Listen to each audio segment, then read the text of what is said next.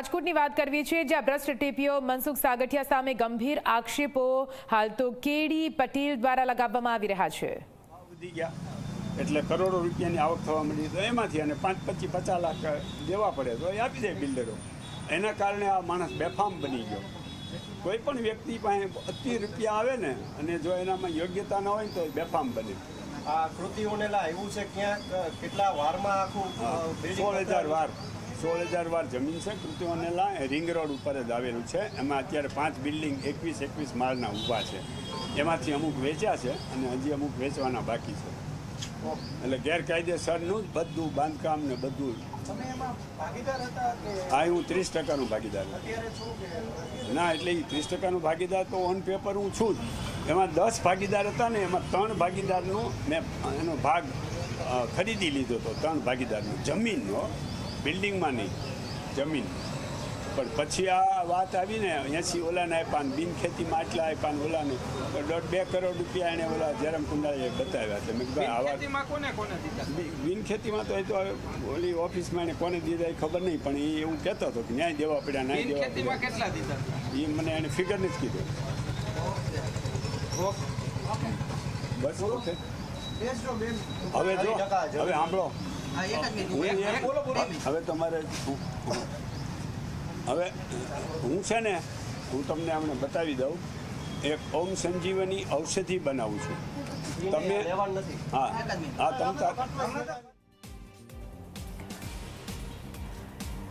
તો આપને જણાવી દઈએ, સાગઠિયાની માનસિકતા વધુ રોફ જમાવતી હોવાનું કહેવામાં આવી રહ્યું છે. સીધા આક્ષેપો કેડી પટેલ દ્વારા લગાવવામાં આવી રહ્યા છે.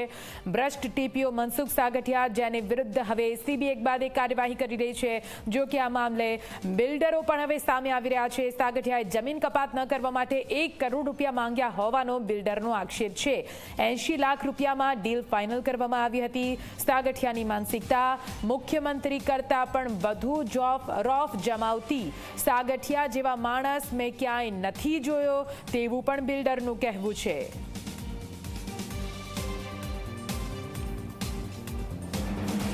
તો રાજકોટમાં અગ્નિકાંડનો મામલો સામે આવ્યો હતો, જેમાં ભ્રષ્ટ અધિકારીઓની બેદરકારીના કારણે આ દુર્ઘટના ઘટી હોવાનું સામે આવી રહ્યું છે.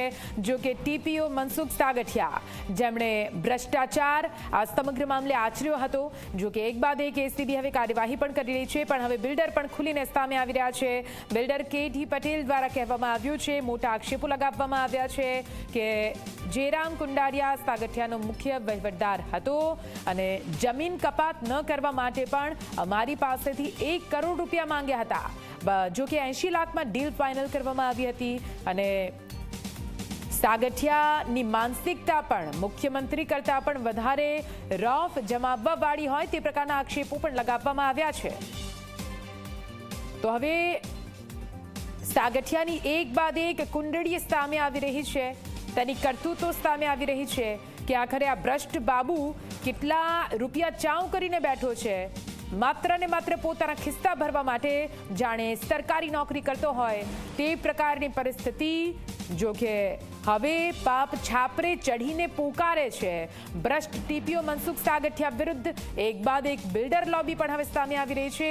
કૃતિ ઓનેલાના બિલ્ડર કેડી પટેલ દ્વારા આક્ષેપો લગાવવામાં આવ્યા છે. તેમનું કહેવું છે કે અમારી જમીન કપાત ન કરવા માટે પણ સાગઠિયા દ્વારા લાંચ માંગવામાં આવી હતી. વધુ માહિતી સાથે સંવાદદાતા ગૌરવ જોડાઈ ગયા છે. લાઈવ સીધા એમની પાસે જઈશું. ગૌરવ, ટીપીઓ વિરુદ્ધ એસીબી તો હવે એક બાદ એક કાર્યવાહી કરી રહ્યું છે. આવક કરતા વધુ સંપત્તિનો કેસ પણ ચાલી રહ્યો છે. જેટલી પણ તપાસ કરી છે તેમાં કંઈકનો કંઈક મોટો ખુલાસો થયો છે. જો કે હવે બિલ્ડર લોબીમાંથી પણ બિલ્ડર એક બાદ એક સામે આવી રહ્યા છે. કેડી પટેલ સામે આવ્યા, શું આક્ષેપો લગાવ્યા?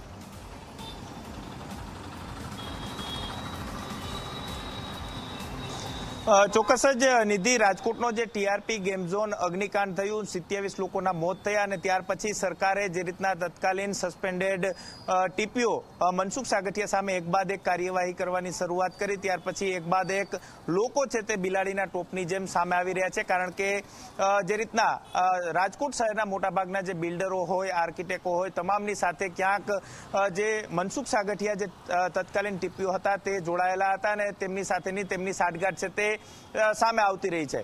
મહત્વની વાત એ છે કે અનેક બિલ્ડરોના નામ છે તે પણ એસીબીની તપાસની અંદર બેંક એકાઉન્ટની જે માહિતી કાઢવામાં આવી તેની અંદર અનેક બિલ્ડરો સાથેના વ્યવહારો છે તે પણ સામે આવ્યા છે, પરંતુ ક્યાંક હવે એક બાદ એક જે બિલ્ડરો છે તે સામે આવતા પણ જોવા મળી રહ્યા છે.